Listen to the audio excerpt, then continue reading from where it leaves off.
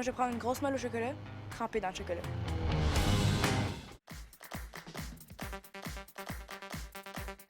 J'ai fait 3 films avant.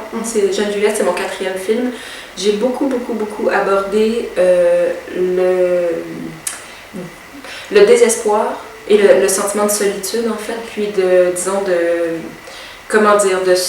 pas d'incommunicabilité, mais de se sentir à part. J'ai beaucoup, dans tous mes films, il y a vraiment un truc sur la grande solitude que peuvent ressentir certaines personnes à certains moments. Et un thème qui est revenu beaucoup aussi d'un film à l'autre. Avant Jeune Juliette, Jeune Juliette, c'est comme un vrai changement de ton. Je me suis beaucoup intéressée à la dépression. Donc cliniquement, là, vraiment la maladie, dépression. Ouais, pas juste un état mélancolique, là, mais la dépression. Okay.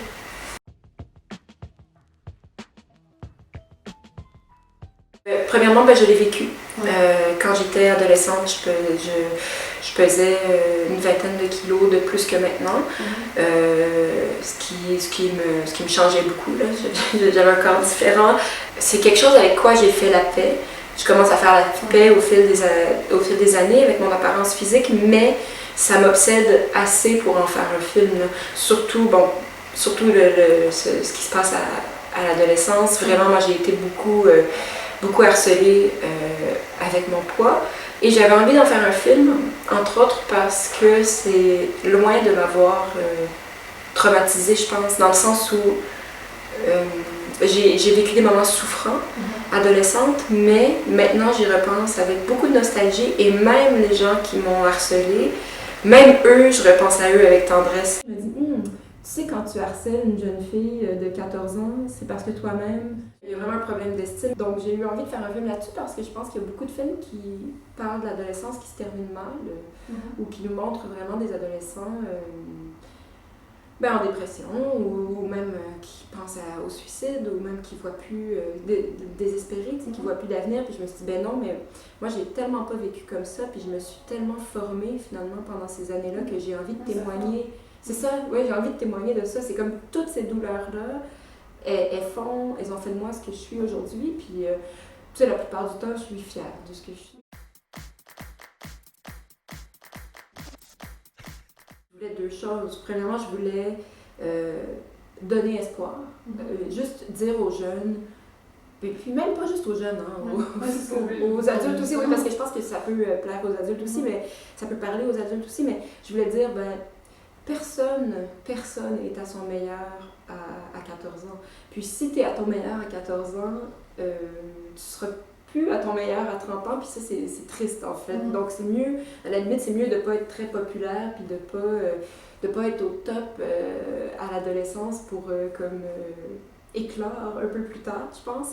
Et j'avais envie aussi, c'est ça, de parler aux intimidateurs, aux méchants, juste de dire, en passant, toi, le méchant, c'est pas toi qui as le premier rôle dans le film en ce moment. Les rôles les plus intéressants, les rôles les plus touchants, c'est pas vous qui les avez, c'est le petit autiste, c'est la petite grosse, c'est la grande lesbienne, androgyne. Pour moi, c'était un peu un message aussi que je voulais faire passer avec ça.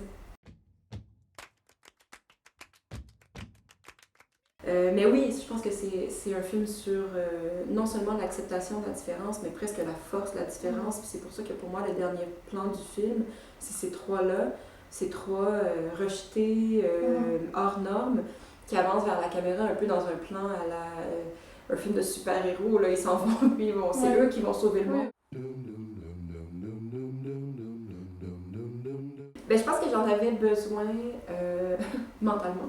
Parce que vraiment, tu sais, c'est très prenant de faire un film, évidemment. Mais dans mon cas, je veux dire, ça prend tout, dans le sens où le cinéma prend beaucoup de place. C'est pas un métier, c'est une vie. Je dis dans mon cas, mais je pense que c'est le cas de pas mal tout le monde qui fait des films.